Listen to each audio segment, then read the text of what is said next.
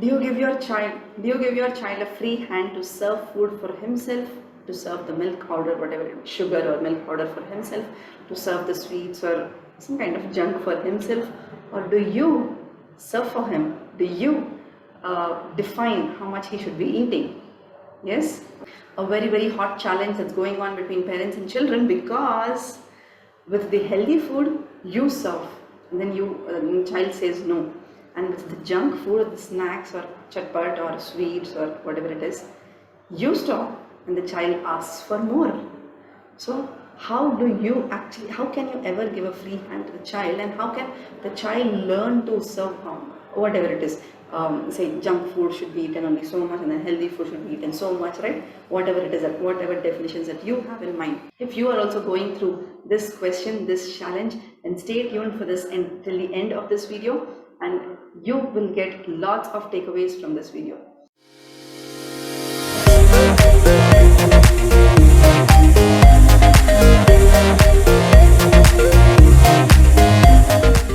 Now, let's talk about the question for today. That is, can I give my child a free hand in terms of how much food that he or she wants to eat, or what is it that he wants to serve for himself, and then all that stuff. As I told you, the conflict happens when, in terms of healthy food, it's you who's serving more and more and more, and the child is saying no. In terms of the other food, I don't say non-healthy or I don't say junk, but just the snacks part of it, let's call them snacks. In terms of snacks, might be sweets or a chatpat or something that you think he should be eating only one piece or two pieces, right? Yes, so you are stopping the child from eating, and the child is asking for more and more and more. So how can you actually bring order in this situation? Let me give you some examples again. Let me give you some stories. So in terms of this snack part, which could be junk, which could be not so healthy food, or however you wish to call it as, I don't want to put a label to it, but yes, in terms of this, the snack part, what happens? Let's see what happens. So it's like maybe the child has seen some kind of samosas and then sweets, and the child is like, the child wants to serve maybe more than what he or she can actually eat. Yes, maybe 2 samosas or 3 samosas, or say 5 sweets or 6 sweets, or this kind of murmura or the chidwa, right? They want to serve more because somewhere they fear that this will be taken away. Maybe because since young, when the child is asking for something, we promise the child, we divert the child, and by the time the child actually comes back looking for it, the item is vanished. Do you agree? Have you done this to your child? Yes, the child is asking for phone, the child is asking for junk, the child is asking for a snack, the child is asking for a toffee. You divert the child, and then by the time the child actually comes back, it's vanished, right? So with this thought in mind, and with also the another thought that my parent won't be allowing me to eat so much of this item, let me serve more. Like even before it vanishes, let me serve more, or even before the other person eats, let me serve, let me put this in my plate. The child is actually not mindful, or actually not thinking whether can I actually eat so much, because the child wants to take even before the child is said no, don't take. Yes, maybe you will also notice manipulation in a 3-year-old, in a 3.5-year-old children, where they go to neighbor's house, they get some cookie, they get some chocolate, and then they come back to your house and they say, no, I didn't ask for it, the auntie forced me to eat it, to take it. But then you get back to that auntie and you realize that your child had actually asked for it, right? Okay, so why this manipulation happens and why all this behavior, let's park it for another video. But the point is this: so the child just wants to get stuff, or serve stuff, serve the item, just because he doesn't want to, just because people say no, or just because it vanishes after a certain point of time, or maybe he wants to have all of them even before the other person has them. Yes, some things like this. Now, in terms of healthy food, what happens? It's we who define the portions of each dish. Maybe curry, sabzi, dal, whatever it is, rasam, curd, all these things. You define the portion size. The child is kind of again bargaining with you. No, no, no, no, no, I can't eat this, I can't eat that, I can't eat this, I can't eat that. And then finally, what sometimes it ends up happening that lots of food is left over in the plate, and maybe you eat it, or maybe it just ends up in the trash, it ends up in the landfills. Yes, so then maybe you are also worried that so much food is served but then it goes waste, what can I do? And or maybe in your the journey of bargaining with your child, you are also talking this to your child, saying, oh my god, so much food is always being wasted, you have to eat this, you have to eat this. Now let's come back to the reality. Let's come back to reality. So what is a child learning? The child, first of all, maybe doesn't discriminate so much between this is this type of food, that is that type of food, this is the sweet which may be causing cavity, and so I should be eating only one piece, I should not be eating three pieces. No, the child may not do so much of discrimination, right? Whatever the child got used to, the got used to meaning things vanishing when he goes away, or people saying no, right? That kind of behavior, or he being judged. Whatever the child got used to is what is just being shown in the child's behavior. That's all. So start off with this question again. So maybe, sometimes what happens, something that the child wants to eat, the child likes to eat that, and then it is not left for the other family members. So many challenges. Sometimes you just want to give control for everything to the child, and then nothing is left. Sometimes you want to take control and everything is left on the plate, and then it goes to the trash can. Sometimes you want to give control for the powder, the milk powder to the child, and the child ends up, or maybe you are scared that the child will put 10 spoons of sugar or 10 spoons of whatever it is, a chocolate powder or whatever it is that you are using. Yes, but for the child, it is a journey to learn his taste, how much he can eat, can just serve only so much that I can eat, and then eat whatever I served for myself, and then keep the remaining for the other people or whatever it is, right? So mainly the child is going through a journey of learning how much can I eat. The first point is how much can I eat, how much powder can I take in the milk, or how much sugar can I take in the milk. Yes, maybe the first day he's putting 10 spoons, or maybe 6 spoons, or maybe 8 spoons. But wouldn't the child realize that it is too sweet and it just blows off my mind, and then he wants to try out another portion, another ratio the next day? Yes, just be with your child and just look at this amazing journey that the child will go through. This is a learning journey that the child will actually go through naturally, without any pressure, without any force. That is about milk powder.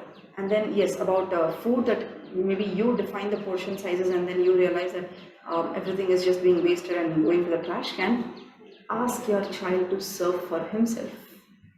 Ask your child to serve for herself. Yes, serve only so much that you can eat. Yes, if you think you can eat so much, serve so much. After you eat so much, then serve a little more, and then eat that, and then serve a little more, and then eat that.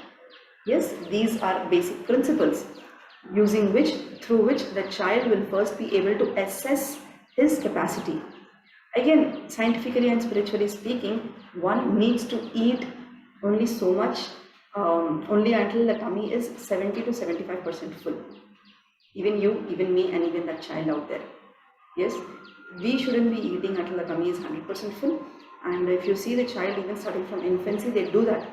They eat only until the tummy is 75%, 70 to 75% full.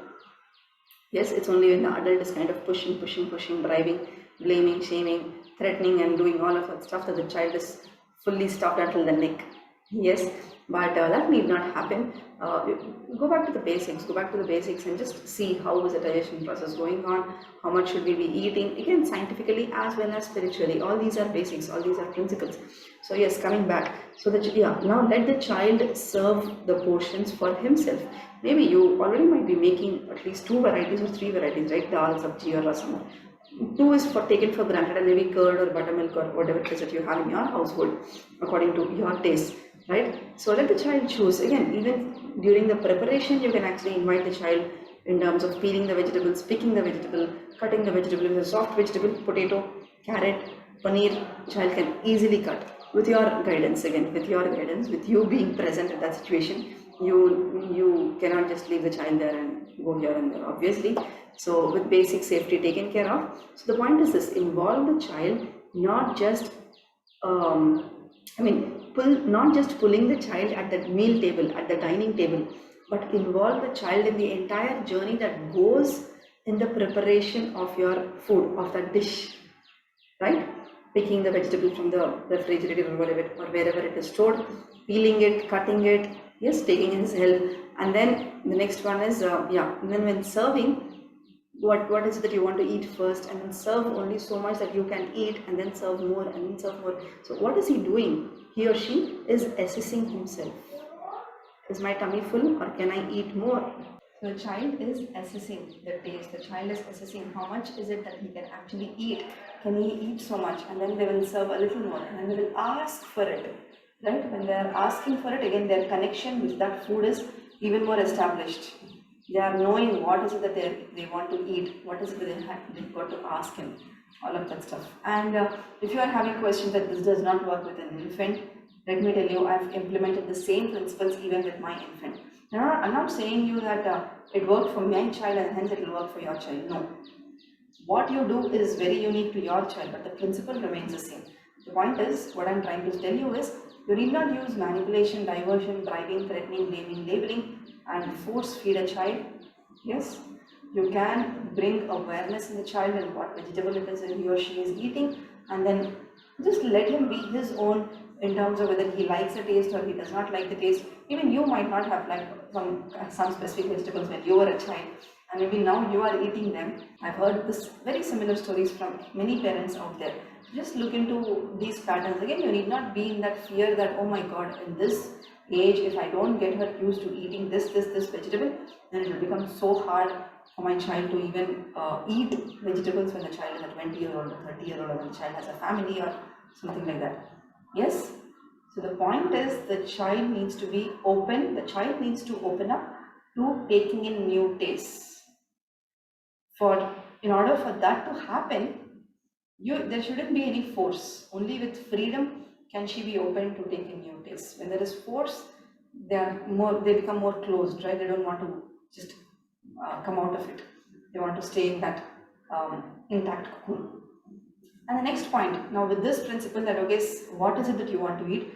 How much can you eat? Serve only so much that you can eat, and then you can definitely serve more of it when you need more. With this principle, again you offer that kind of snack, the snack category. It is maybe chatpat or murmura or chudwa or a sweet or whatever it is, a samosa that you are actually stopping the child from having, and the child is grabbing 3 or 4 so that the child so that it doesn't go to the other persons, so that it will be with the child, right? So now again with the same principle, you are again maybe offering the same thing to the child and saying, do you want to eat this, or how much do you want to eat, how much do you think you can eat? Maybe the child is serving one for the first time, and then maybe another day the child has just served 2 samosas, and then maybe you are not sure if your child will eat it, and then maybe you also have your own concern that if the child just takes a bite and then leaves their samosa, maybe the other people won't eat it, and maybe you had your full, again depending on the scenario, right? And then maybe you again bring in this awareness in the child that by questioning. How do you bring awareness? Not by lecturing, but by questioning, saying, okay, do you really think you can eat this, or maybe you can eat one and then you can come back. Yes, you can come back and take another samosa, or you take another half samosa at that point of time. Maybe if you know that your child has already eaten 2 samosas and then another half samosa, and after you eat the half samosa, you can again come back and take another half samosa. So with that kind of openness, with that kind of freedom given to the child will be able to communicate what his or her feelings are with you. For example, if there is something that the child actually likes to eat, but the child cannot really eat at that point of time, yes, the child will actually tell you that, Mama, I like to eat this, I want to eat this. But at this point of time, my tummy is full, I can't really eat this now. So can you keep it for me? Can you save it for me? Or can I save it? Can I save it in my plate? Yes. And then again, depending on whether the other people have their share or not, you can again pitch in in terms of questioning, not by lecturing, not by judging, but bringing in awareness that maybe the other people also in the family also have to have that. So when you are keeping the journey of learning about food, learning about one's own body, how much is it that I can eat, how much can I handle at one go, how much do you want to save, how much maybe I can come back and eat it. if you are giving so much of openness in the journey of learning about all of this to your child, don't you think your child will be a much empowered person as he or she is growing up? They will know better about the body, they will know better about the handwriting, they will know better about how much is that they can handle, and then also better about taking decisions and asking for what he or she wants in that condition. Yes, so just implement this whatever I share and let me know how it works for you. Please take care of the dog.